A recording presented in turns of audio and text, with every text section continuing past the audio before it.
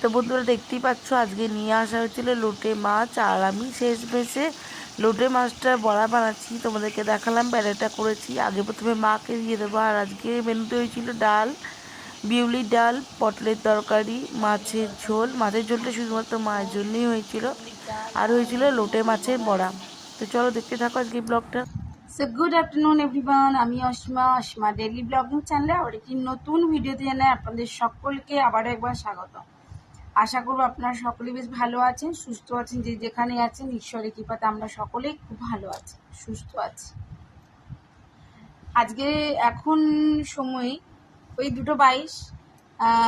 মায়ের খাওয়া অনেকক্ষণ হয়ে গেছে। মাকে দুপুরের লাঞ্চ আমি দিয়ে দিয়েছি। আজকে মনে হয় মায়ের সুগারটা একটু ফল করেছে, তো আমি একটা মিষ্টি ভাতে ভাতে দিয়ে দিয়েছিলাম। তো আজকে মেনুটা আমি আপনাদের সঙ্গে শেয়ার করে নিয়েছি। ব্লগটা এতক্ষণে শুরু করলাম, মানে আপনাদের সামনে আমার ইন্ট্রোটা এতক্ষণে। তো যাই হোক, এখন আমি ভাজছি লোটে মাছ, আর এখন থেকে আমার ব্লগটা আমি শুরু করছি। আর আজকে যেহেতু ধরুন পুজো তো আগত, বেশি দেরি নেই, তার জন্য আর কি আজকে ওই বালিশ টালিশগুলো রোদে দিয়েছিলাম, জিনিসগুলো ধোয়াধুয়ি করতে দিয়েছিলাম, যার কারণে হয়ে গেল আমার অনেক দেরি। এই যে মেঘ এসছে বলে আমি জামা কাপড়গুলো আবার তুলে ফেলেছি, একবার তুলছি একবার রাখছি, এই করছি। যাই হোক, আজকে ধোয়াধুয়িগুলো করতে করতে আজকে অনেকখানি দেরি হয়ে গেছে, তার কারণে কি করবো, আজকে ব্লগটা শুরু করতে আপনাদের সঙ্গে দেরি হয়ে গেল। আর এদিকে দেখেন আমি এখন লোটে মাছের বড়া ভাজছি। মাকেও ভেজে নেওয়া হয়ে গেছে। আর পটলের তরকারিটা একটু চিনি দিলে ওদের একটু মিষ্টি মিষ্টি লাগে, নোনতাটা অতটা ওরা খেতে পারবে, তার জন্য বাড়িটা পুড়ছে। তো আমি একটু হালকা চিনি দিয়ে আমি এখন একটু ফুটতে দিয়ে দিলাম। তো চলুন, ব্লগটা অবশ্যই কন্টিনিউ থাকবেন আপনারাও, আমিও ব্লগটা কন্টিনিউ করবো। এখন এতগুলো মাছ ভাজতে বাকি আছে, বাট এগুলো এখন আর ভাজবো না, এগুলো মিঠে আসলে একবারে খাবার পাতে ভাজবো।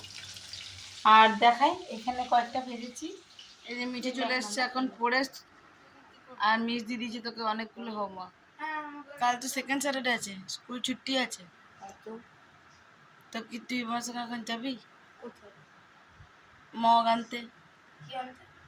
বাজার যাবো।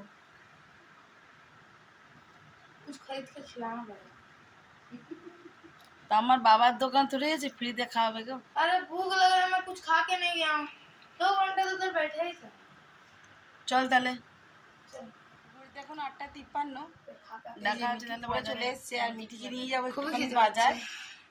তো দেখতেই পাচ্ছেন আমি চলে এসেছি কিন্তু এখন ঘুগনির দোকানে, মানে সরি ফুচকার দোকানে চাট পাপড়ি সবই পাওয়া যায়, জানেন আপনারা। তো এখন মিঠি খাচ্ছে ঘুগনি, এই সরি ফুচকা, কিন্তু এর আগে আমাদের মা বেটি ভেজিটেবিল চপ খাওয়া হয়ে গেছে, জানেন। মিঠি 2টো ভেজিটেবিল খেয়েছে, আমি একটা। তো চলুন, মিঠি এবার খাবে মোমো। এবার ফুচকার পর মিঠি চলছে মোমো, এটা শুধু মিঠির জন্যই। কেমন আছে মিঠি? ভালো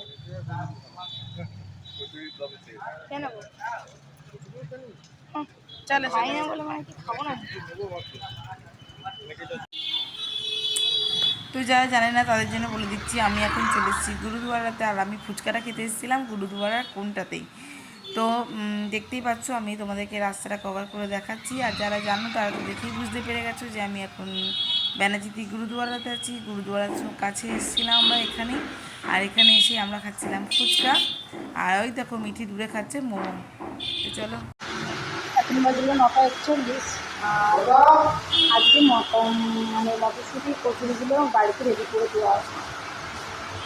এই এখন খাবে অন্য কিছু, মনে হয় হোটেলে চলে এসেছে লোকে। তো চলুন কড়াইশুঁটি করে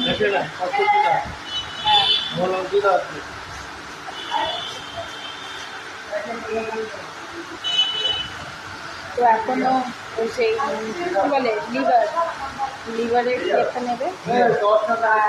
মটরশুঁটি কচুরি আমি ঘরে রেডি করে এসেছি, দিদি করে দিয়ে গেছে, আর আলু ভেন্ডি ভাজা। তো চলুন এখন যেগুলো ভাজলো, এখন 9:41 বাজলো। তারপর আজকের ব্লগটা আমার সাথে শেষ করবো।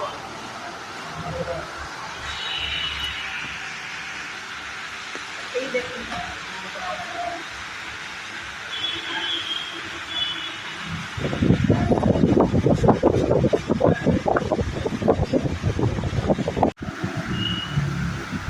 আমরা তিনটেই নিয়েছি, ওদিকে ওর বাবাকে ওটা দিয়ে দিয়েছি।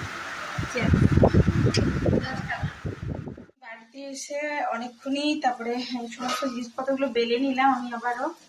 তো আমি এখন মটরশুঁটি কচুরিগুলো ভাজছি, দাঁড়ান আপনাদেরকে দেখায়। আর আজকের ব্লগটা আমি এই মটরশুঁটি কচুরি ভাজতে ভাজতে আপনাদের সঙ্গে আমি শেষ করব। আবার একটি নতুন ব্লগে আপনাদের সঙ্গে আমার দেখা হচ্ছে, ততক্ষণের জন্য বিদায়। সকলে খুব ভালো থাকুন, সুস্থ থাকুন।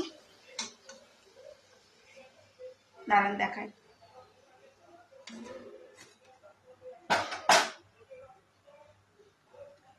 এই যে আমার এখানে এতগুলি কচুরি, মটরশুঁটি কচুরি ভাজা হয়ে গিয়েছে। আর এই কয়েকটা আমি এখনো আবার ভেজে নেব একবারেই। আর এই যে এটাকে কি বলে আপনারা আমাকে বলবেন কমেন্ট বক্সে।